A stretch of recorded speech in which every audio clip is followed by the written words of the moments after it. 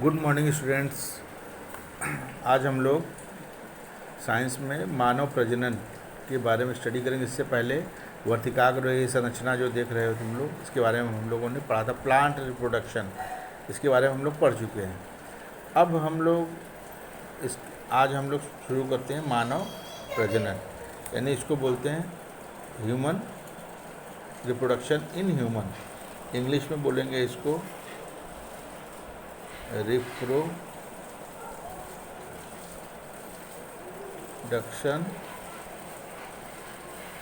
In human. ठीक है, इसको इंग्लिश में हम लोग ऐसे बोलेंगे। अब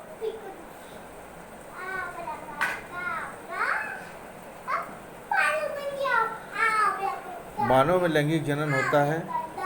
ठीक है, मानव में लैंगिक जनन होता है और जीवन का वह काल जब नर में शुक्राणु और मादा में अंड कोशिका का निर्माण होता है। किशोरावस्था की इस अवधि को यौनारंभ कहा जाता है। शुक्राणु यानी इसको स्पर्म,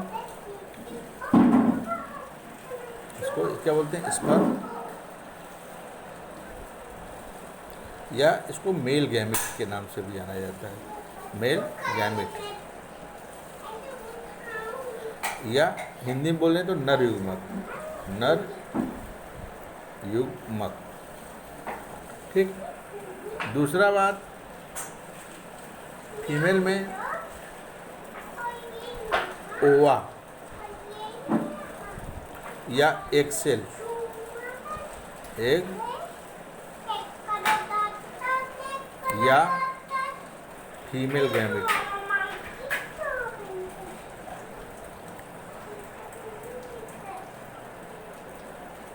ठीक है, हिंदी में अगर बोला जाए इसको हम मादा युग्मक के नाम से जानते हैं। तो अब देखा जाए इसमें तो किशोरों में यौनारंभ का परिवर्तन जो होता है, किशोरों में दाढ़ी, मूंछ, बालों का उगना, त्वचा का तैली होना, मुहासे निकल जाना है। जो लड़कियों में होती हैं वो डेवलपमेंट ऑफ ब्रेस्ट और मेंस्ट्रुअल साइकिल स्टार्ट हो जाना। लड़कों में चेहरे पर दाढ़ी मूंछ का निकल जाना, आवाज़ में फटे भारी होना, फटा आना, इस तरह की ये लक्षण ये सब देखने को मिलती हैं। अब मेल रिप्रोडक्टिव ऑर्गन या मेल रिप्रोडक्टिव सिस्टम या नर जनन तंत्र, ये नर जनन तंत्र है। नर जनन तंत्र के जो पार्ट होते हैं कौन कौन से होते हैं? पहला वृषण या टेस्टिस पाए जाते हैं। ठीक, अब इसमें टेस्टिस में ये उदर गुहा के बाहर वृषण कोश, ये देखिए, ये टेस्टिस है, ये टेस्टिस, ये टेस्टिस,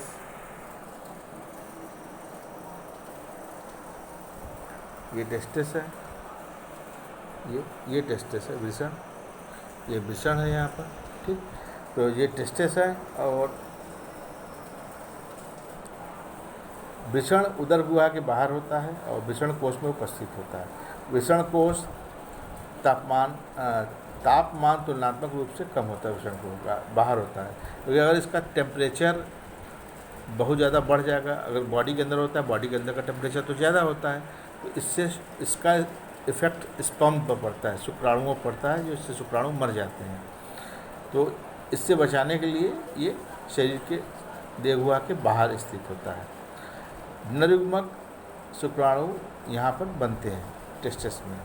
वृषण ग्रंथि टेस्टोस्टेरॉन हार्मोन उत्पन्न करती है। अब ये मेल हार्मोन के नाम से भी जाना जाता है, टेस्टोस्टेरॉन हार्मोन या मेल हार्मोन के भी नाम से जाना जाता है। टेस्टोस्टेरॉन नामक ग्रंथि से उत्पन्न होती है। इसके कार्य क्या होते हैं टेस्टोस्टेरॉन के? शुक्राणु उत्पादन पर नियंत्रण, और लड़कों में यौनावस्था परिवर्तन, ये इसके काम है टेस्टोस्टेरोन हार्मोन। अब शुक्रवाहिनी, यह शुक्राणुओं को वृषण से शिश्न तक जोड़ती है। शुक्राणुओं को वृषण से शिश्न तक, देखिए ये शिश्न है और इसके अंदर ये जो है ये मूत्र मार्ग है, ये मूत्राशय है, यहाँ पर ये मूत्र नलिका है, और ये है आपका ये शुक्राशय, ये शुक्राशय है, ठीक है, यहाँ पर स्पर्म होते हैं। ये शुक्राणुओं को वृषण से शिश्न तक जोड़ती है। दूसरा है संबंधित ग्रंथियाँ, शुक्राशय ग्रंथि और प्रोस्टेट ग्रंथि। शुक्राशय ग्रंथि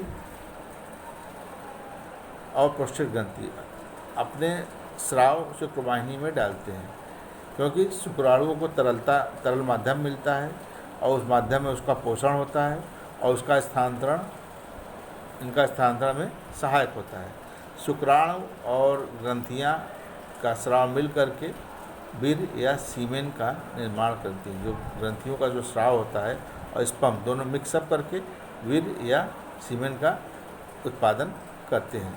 तो दूसरा, अच्छा एक चीज़ और है इसमें, तो जो प्रोस्टेट ग्लैंड होता है केवल मेल में पाया जाता है, फीमेल में प्रोस्टेट ग्लैंड नहीं पाया जाता है। ये प्रोस्टेट ग्लैंड कहाँ पाया जाता है? ये प्रोस्टेट ग्लैंड केवल मेल में पाया जाता है। शुक्राशय भी तो होगा ही, प्रोस्टेट ग्लैंड केवल मेल में पाया जाता है, ठीक। अब इसके बाद ये मेल रिप्रोडक्टिव ऑर्गन है, आप लोग इसका फिगर भी अपने उसमें देख लेंगे, ठीक है। अब इसके बाद आता है मादा जनन तंत्र, तो आप लोग इसको आगे आप कंप्लीट कर लीजिएगा, फिर मादा जनन तंत्र नेक्स्ट हम लोग स्टडी करेंगे। Thank you very much.